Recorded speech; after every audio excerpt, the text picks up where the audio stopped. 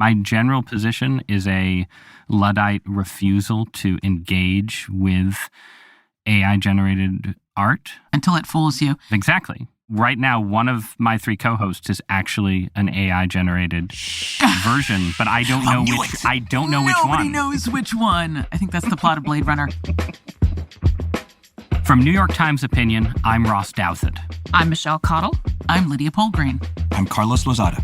And this is Matter of Opinion.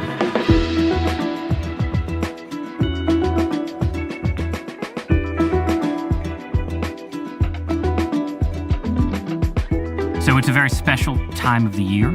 It's the holiday season for those who celebrate. Christmas, Hanukkah, Kwanzaa, Festivus, St. For the rest of us. Festivus for the rest of us.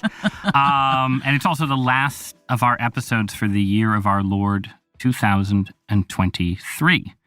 And in the spirit of the season, since we love our listeners, we asked you to send us what you want to hear us talk about for this episode, from episode ideas to sort of quick, hot, cold reactions to things that all of you put forward. And so we're responding. So we're going to start out in the first segment with quick reactions. And I think we're starting with a voicemail. So let's hear it. I'm Joe. I'm 22. I'm from Minnesota. And I actually went to one of Ross's talks when I was a student in college. I was actually in a monk class. Ooh. So I was on a vow of silence. So I'm wondering if you guys are hot and cold on asceticism. And I'm just wondering if you guys meditate or exercise or how you self-care. All right, thanks. Huh. Wow. I wonder if he was meditating during your class. During your lecture. Clearly he abandoned the monastery. Way to go, Ross. You drove him out of the church. Another failure. Nice. So who has a take on asceticism, hot or cold? I can jump in on asceticism, weirdly. Joe from Minnesota says that he was on a vow of silence when he was in your class, which is why he couldn't complain. And it was a speaking engagement, not a class. Yeah. Carlos. Wow. So asceticism is a sort of intense self-discipline and self-denial relating to sex and food and other indulgences, right? Is that a fair description? Often religiously based. But, speaking of the vow of silence, I actually, in the late 90s, I was a wee lad, I did a silent retreat at the Abbey of Gethsemane in Kentucky, which is where Thomas Merton, the famous Trappist monk, spent so much time. He called it the 4 walls of my new freedom, which was just a wonderful description. That's in the 7-story mountain. I sort of cheated during the silent retreat because I would go into the library a lot and listen to the tapes of Merton's sermons. So it was silent in terms of my speech, but I thought that not was in terms of my Oh, you couldn't talk. Well, it's like you can hear preaching on a silent retreat. I think But so I think I'm hot on asceticism. As weird as that sounds, I'm so hot on asceticism. But in the kind of Merton way, I think, and it's not. I don't think he thought of it in terms of restricting your body from pleasure, but giving over your will to try to live life in imitation of Christ, which is how he saw it. So it's a lot more to it than just like giving up chocolate for Lent. I mean, I like it theoretically, but I don't have the time or brain space. That's just like, this is... That's the whole point, to give yourself the same. Yeah, well, who's going to pick up the pieces of my life while that happens? That's my question. The Lord? Our kids, some of our kids' school does some sort of semi-secular meditation. And my son, who is a big fan of all forms of warfare, he's 7 years old. At one point, one of his grandparents heard about this and said, "Well, what do you think about when you're meditating?" And he looked at her and he said, "Weapons." Boom! Drop the mic. So, all right, let's do another one. Let's hear it. Hi there. My name's Olivia. I'm a college student in Baltimore. I would love to hear your take on Taylor Swift and her economic impact, her social impact. Tell me what you guys think. Love your show. Okay, so I am a fan. I'm into Taylor, love Tay-Tay. Folklore got me through the pandemic. Like, she's made some fantastic music. She's Times Person of the Year. She's on the cover. And, I'm here to call it enough. Maybe Taylor could take a break, you know? No. This is just old-fashioned Milton Friedman supply and demand economics, but I feel like I worry that we're teetering into oversupply of Taylor, and maybe she could tighten up supply and increase demand. Oh, see, I'm completely in disagreement with this. You don't increase demand, you increase the price when you tighten up supply. Carlos, are you perhaps a professional economist? Are you a trained economist? Might you have worked for the Fed at some point? Yes. Talk to us about Swiftonomics. No. Carlos. I have nothing to say on Swiftonomics, All right, and I am with Lydia. Okay, Michelle we need the pro-Taylor take. No, I'm totally pro Swiftonomics. People have broken down not just kind of what her tour contributed to her pockets, which I'm all about. You know, girl power. You go, you rake in that money, baby. She has created a product that people are dying for, and that's great. But it also has been estimated that she contributed $5.7 billion to the U.S. economy when you factor in travel and hotels and food and merch and outfits and all these screaming Swifties. I'm fine with this. I don't see any problem with it. You know, it's Good. not like All right. she's selling drugs. So onward.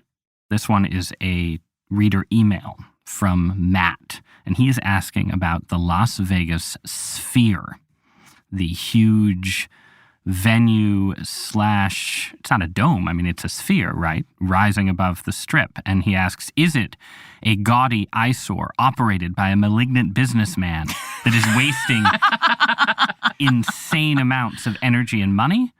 Or is it a testimony to humanity's ingenuity, a brilliant act of anti-decadence? I think Matt might be I don't understand pushing that. Why do we have to choose? might be pushing my Can't it be decadence both, button. Matt? I don't know anything about the Las Vegas Sphere, but I will say there is a lot of room between a gaudy eyesore and a brilliant act of anti-decadence. But There's there? a lot of space in between there. Is there? It's a tribute to man's enduring love of spectacle. It's it's our Roman Colosseum. Maybe it's a brilliant act of gaudy Plus, eyesore. when it turns into an eyeball, it is so freaky. Has anybody been to it? Have you seen it in person, or is just experienced it virtually? No, I've not been to that. I know lots of people are going to the U2 concert. I'm in and- Vegas Yeah. every weekend, so I assume obviously. so. Ross has a little obviously, gambling I've been Ross is there. a roulette man. Ocean's 11 was actually about me. The Julia Roberts character was based on my work.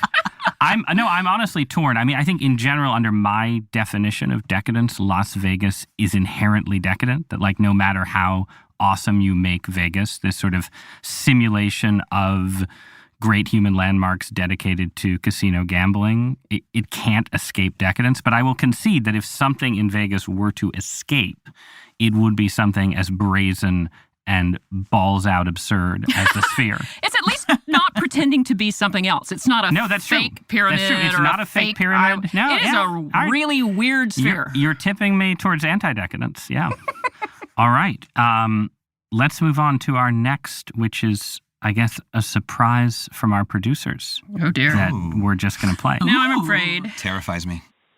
Hi, it's your producer, Sophia, and I have a hot cold for you based on something I have become quite cold on this year, which are self-checkouts. I'm often not going to self-checkouts anymore and preferring the human contact at a grocery store. But I think about this in the larger span of this year where there's been so much talk about the doom of technology and AI. And so I'm wondering what piece of technology you are now cold on going into 2024. Well, that was the best question we've had so far. I can't even answer You're not it. It getting was a such raise, a good, Ross. such You're a not good getting a question. raise. Who's got this one? Carlos, you hate all technology. What do you got? Well, it's funny because you're right. I do hate all technology, but I kind of love the self-checkout.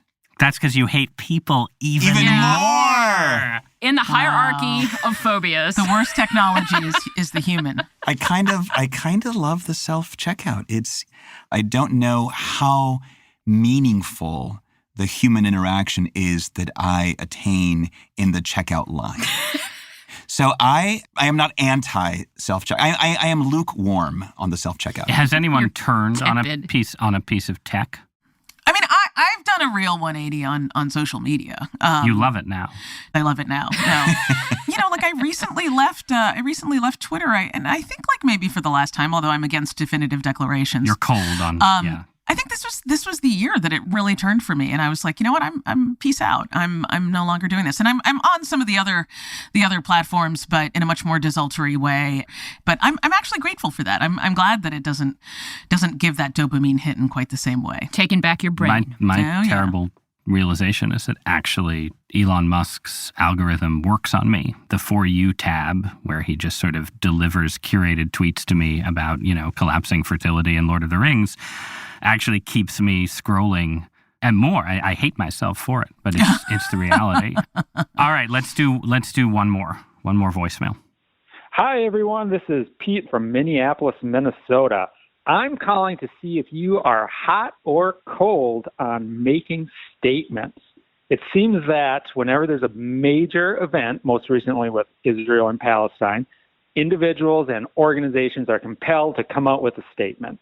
And I think there's more than just moral showboating here. I think there's something deep in our psyches as Americans, as members of a democracy, that makes us think our individual voice can turn the mammoth carriership of history and affect social change, and that in the face of injustice, somehow we're not powerless to make a difference. That's pretty fascinating and something I would love to hear you all talk about. Thanks for the show, and I look forward to hearing more. Bye. The mammoth carriership of history. I love these Minnesotans. This is great. Warms my heart. I feel like they're all showing up. Lydia. My people are showing up. Yeah. So here's the thing. That was such a good question that I think we need to go more than just quick hot cold on it. So I'm going to use that as a moment to say thank you to Joe, Olivia, Matt, and Pete, and especially our producer, Sophia, for your hot and cold suggestions. And we'll take a quick break and be right back to talk about statements. Stay with us.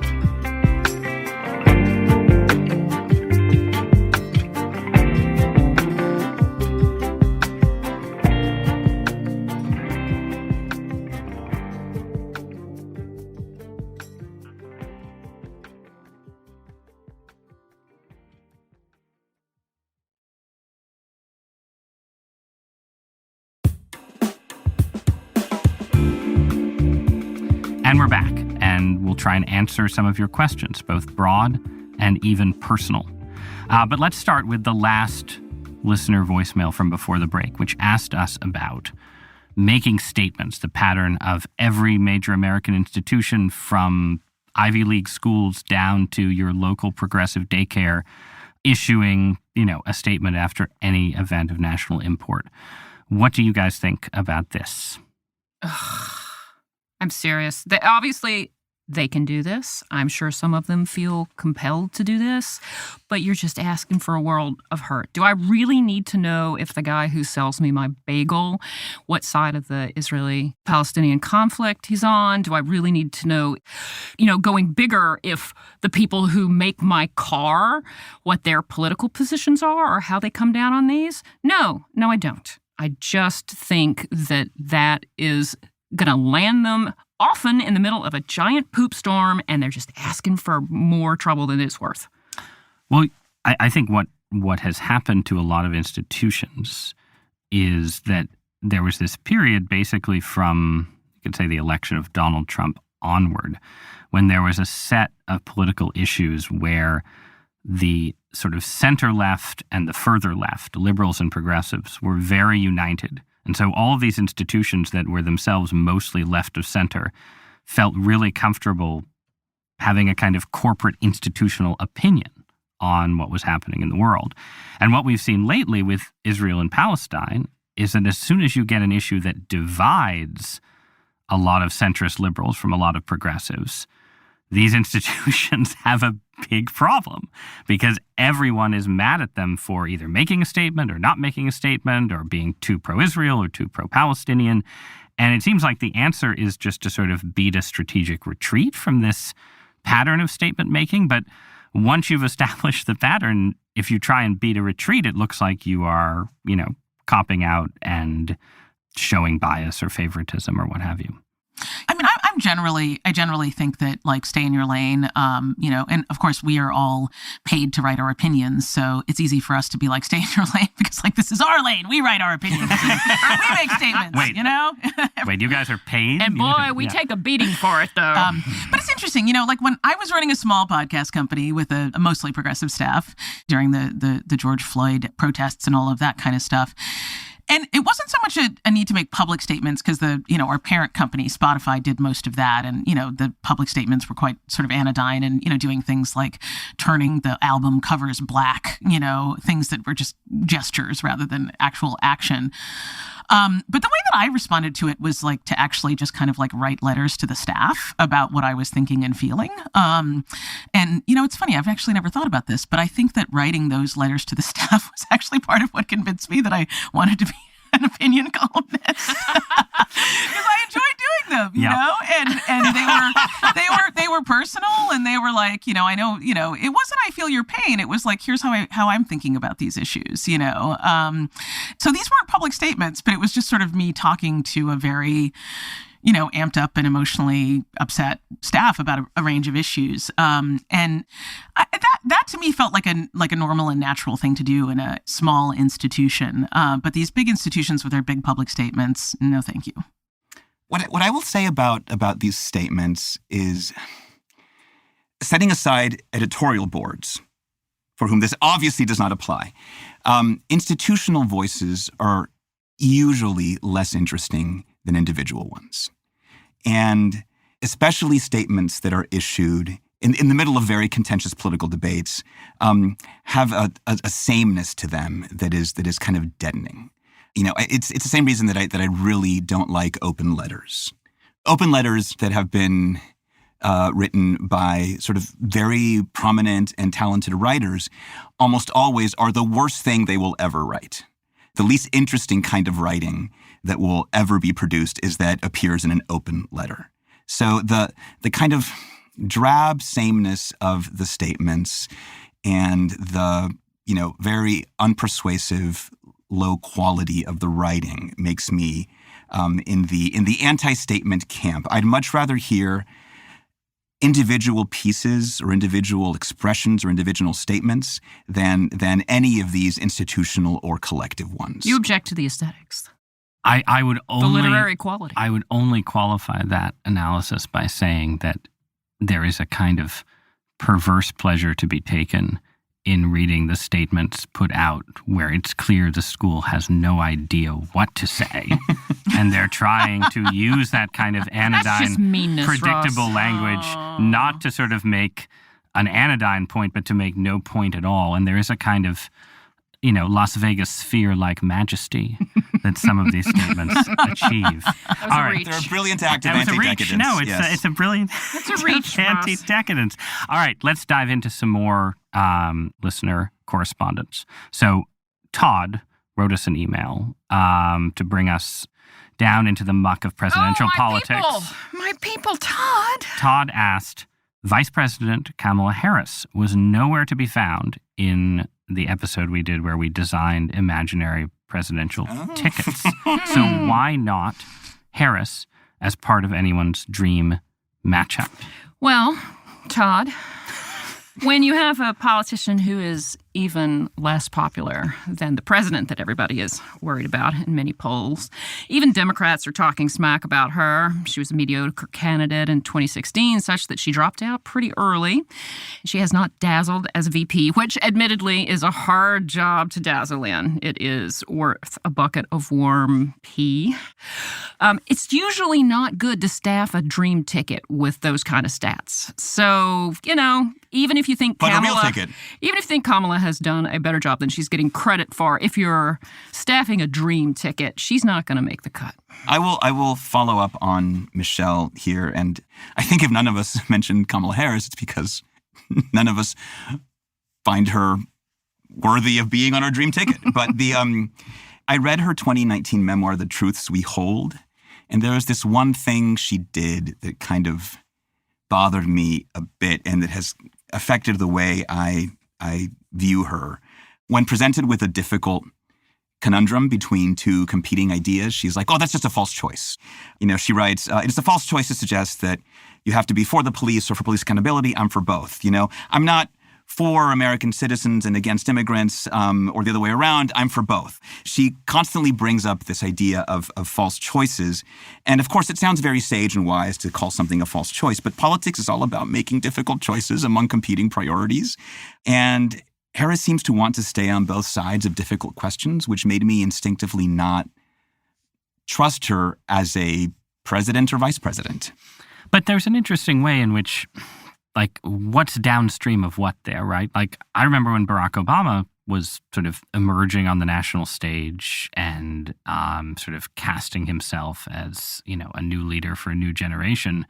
And I think in the audacity of hope and sort of things he wrote and said around that time, he did a version of that, yes. Right? He said, I'm a Democrat, but the Republicans are right about some things. And he did some of what maybe she's trying to do. She doesn't carry it off, right? She has a problem as a candidate. Lydia, what do you think? Well, I think I'm probably the most sympathetic to Kamala Harris among this group, in part because I think it's a very difficult and tricky thing for a Black woman of her generation to find a place of equilibrium within politics. And, she's of a generation that came into politics via law enforcement, which is kind of a tough fit, and figuring out how to make that work with the current dynamics of the sort of progressive side of the Democratic Party that whose support she would need in order to kind of really, really vault her forward. I think that, Black women often need to be just much, much, much more careful about how they manage their emotional energy in how they present themselves. So I look at Kamala and I see a lot of things that I deeply understand of, a woman of a certain age with a lot of talent working within a culture that has certain expectations. And so I'm sympathetic. All of that being said, she still doesn't make my dream ticket. All right, let's go to the next question, which is Jerry listened to our recent Election Day episode and wants to know, why are journalists still so interested in polls? Have you not read James Fallow's critique? That's my former Atlantic colleague and distinguished journalist and critic of the press. His critique of journalists' fascination with polls. So what do we think? Are journalists still drunk on the polling Kool-Aid? I guess you don't get drunk on Kool-Aid, so. Depends on how much sugar there is in it. I can tell Lydia has much to say about Lydia? I can. I am going to take a slightly I have an enormous amount of respect for Jim Fallows. He's an extraordinary journalist, and his positions on these things I think are sometimes flattened and caricatured in a way that isn't actually true. I think that as a journalist, I always want to have more rather than less information. And the question is, what do you do with that information? How do you analyze it? What weight do you put on it? So to me, polls are just another form of information. And the reason you started doing, polls is because understanding what large numbers of people say is really useful to getting a sense of what's going on out there in the country. And there are lots of problems with it. And, particularly now with cell phones and who actually answers their phones and all that kind of stuff, there are issues. But coming back to Jim Fallows, he has this line where he says that we should think of polls as climate versus weather, which I think is actually a really useful thing. Weather is is it going to rain tomorrow? And if your poll is is so-and-so going to win, or is so-and-so up or down, that's actually not that useful. But if you think of it as a more kind of this year is going to be hotter than any year that we've had in human history, then that way of thinking about polling is actually more useful. Yeah. So I'm going to take Lydia's brilliant reference to the climate versus weather analogy as a bridge to the next question, which is from Rebecca, who emailed us because she's interested to hear how we think about parenting in the age of climate crisis. She writes, not so much in the sense of how to talk to children, but how to be an adult handing off a world in so much trouble to younger generations. I like it best when the four of you get into ethics and questions of how to live and think about right and wrong in this very confusing time. Now, I have strong feelings about this idea of the climate crisis as sort of this special challenge to parenting. My general view, and one, I'm coming to this as someone who does worry less about climate change as an existential threat to humanity than Some people do. So obviously, the more existential you imagine climate change to be, the more worried you will be about what it means for your kids. But my general view is that the human race depends on people having children and making optimistic decisions about the future and having hope for their children, even in the face of the various inevitable calamities to which human beings are heir. And that if, climate change presents a set of real and substantial problems to our civilization, at the same time, our civilization is the richest, healthiest in many cases, not always, but pretty healthy, longest lived civilization in all of human history. And even if climate change threatens that, it still in no way creates conditions at all like the conditions in which your grandparents and great-grandparents and infinitely far back great-grandparents had children and made it possible for you to exist today. So I think there's just a fundamental hopefulness that human beings should carry with them in the act of forming families and begetting children, that yes, there will be challenges. It may not be climate change. It might be, just as no one anticipated the coronavirus. It may be some alien invasion. It may be the alien. Thank you. It may be the alien invasion.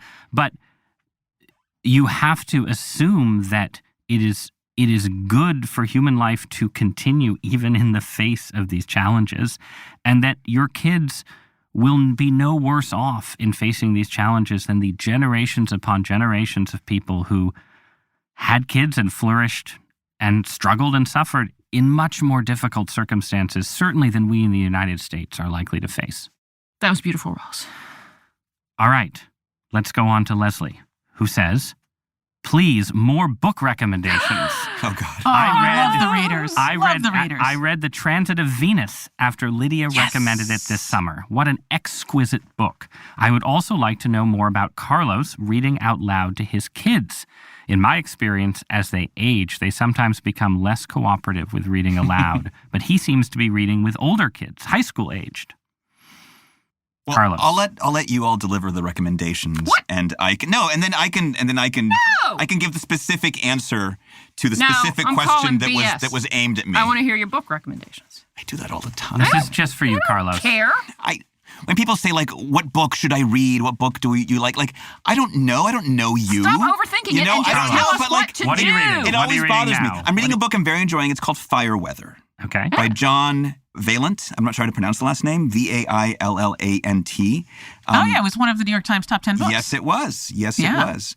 And it is about a extraordinary fire in Canada in 2016. What I'm enjoying, I'm about halfway through. What I'm enjoying so far about this book is how the fire itself is a vibrant and compelling character in the book. I love that. It comes alive in just a sort of extraordinary way. So Fireweather, that's it. See, I'm going to read that. But now about reading with my children, that is one of the great pleasures of my life, not just my family life, but my life period. I hope it's a great pleasure for my wife and my children as well. Who cares? But the thing is, I'm not that worried about the issue that Leslie raises in terms of finding books that can appeal to different ages and that they kind of age out of it. Because think of the books that you've read and reread in your own life. You keep finding new things in them because you're a different reader. You're a different person every time that you read. One of my favorite books growing up, and still one of my favorite books, is Louise Fitzhugh's Harriet the Spy. When I first read Harriet the Spy, I was focused on Harriet at school and on her spy route, because those were the most kind of interesting and accessible and relevant parts of the book to me. As I got older, I was much more interested in Harriet's relationship with her parents, which is a fascinating part of the story. So when I'm reading with my kids, who I have one in high school, one in middle school, and one in elementary school, we end up reading books that can appeal to each of them in a different way. Like, you read Animal Farm, it's different to a fourth grader and to a ninth grader. They can both get a lot out of it. Do you do funny accents when you read? I sometimes change the voices a little bit, and they like that. They think it's fun. But I don't focus so much on that. Okay. Because that's one of my special pleasures as a reader. All right. Let's end on one of the shorter questions we received from listener Doug, who asked, what would this show be like if you were all drinking wine? Thank you, Doug. I have asked that a million times, Doug, and who nobody's says we're listening not? to me. Yeah, who's to say I was we're not? gonna say. You can't see us.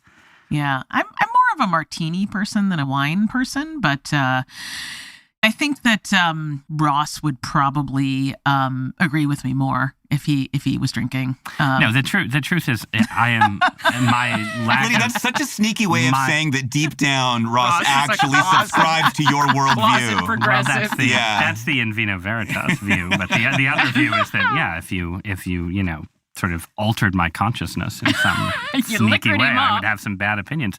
I would fall asleep.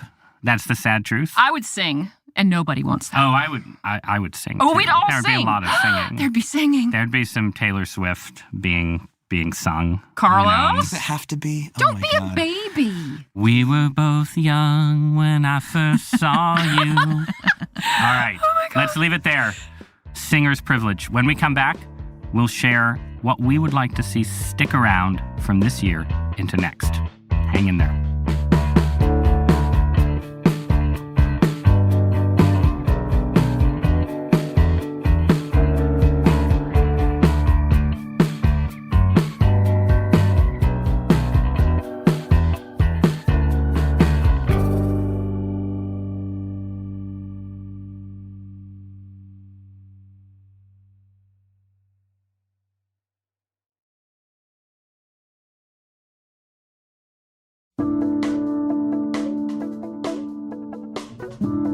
And we're back.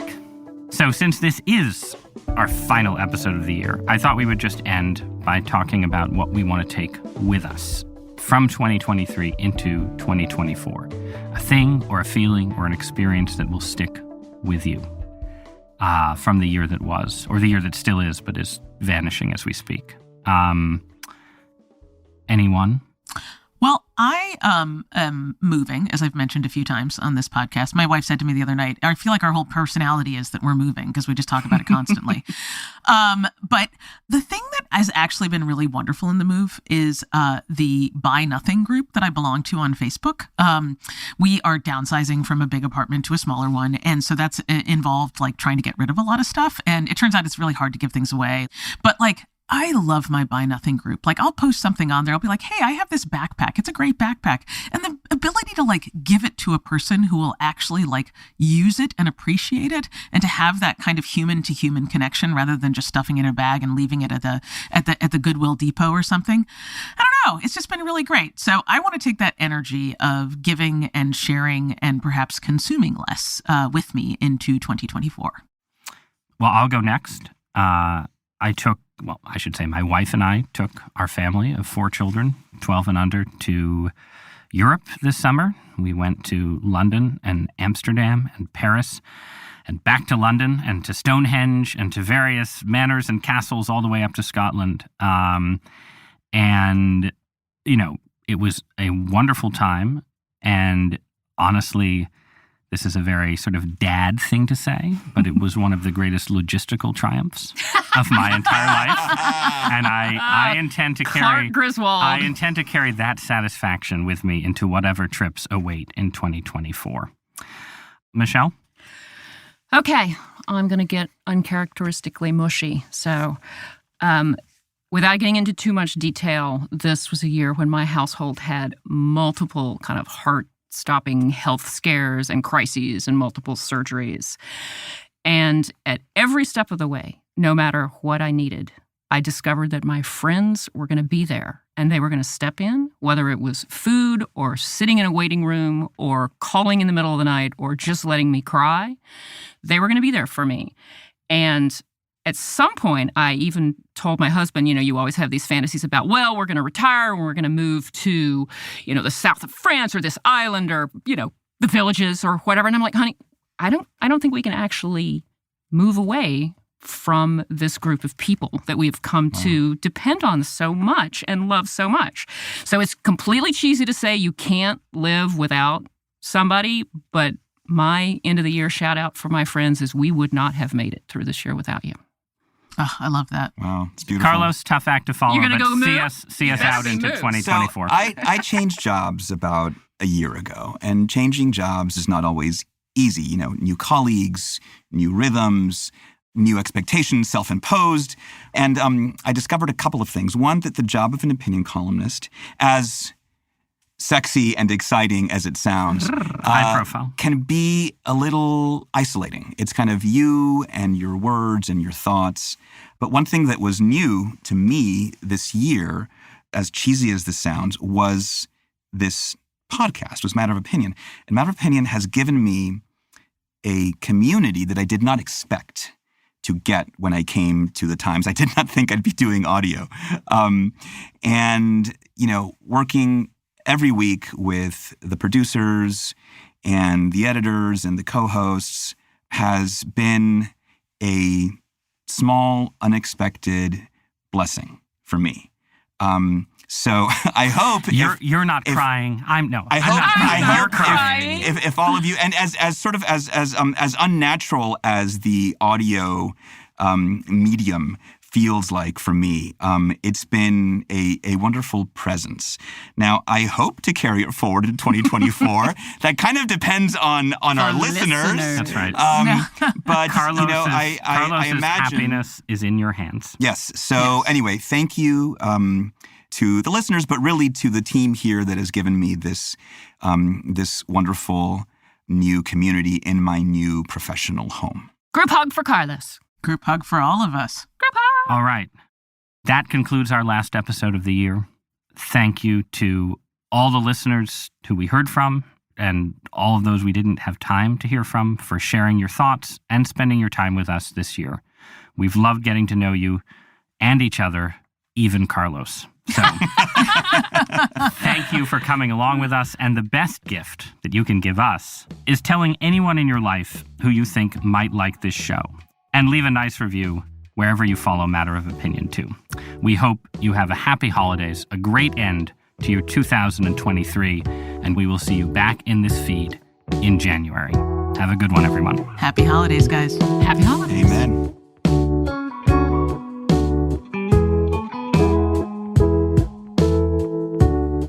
Matter of Opinion is produced by Sophia Alvarez-Boyd, Phoebe Lett, and Derek Arthur. It's edited by Allison Bruzek. Our fact-check team is Kate Sinclair, Mary Marge Locker, and Michelle Harris. Original music by Isaac Jones, Carol Sabaro, and Pat McCusker. Mixing by Pat McCusker. Audience strategy by Shannon Busta and Christina Samuelewski. Our executive producer, now and hopefully for all the years to come, is Annie Rose Strasser.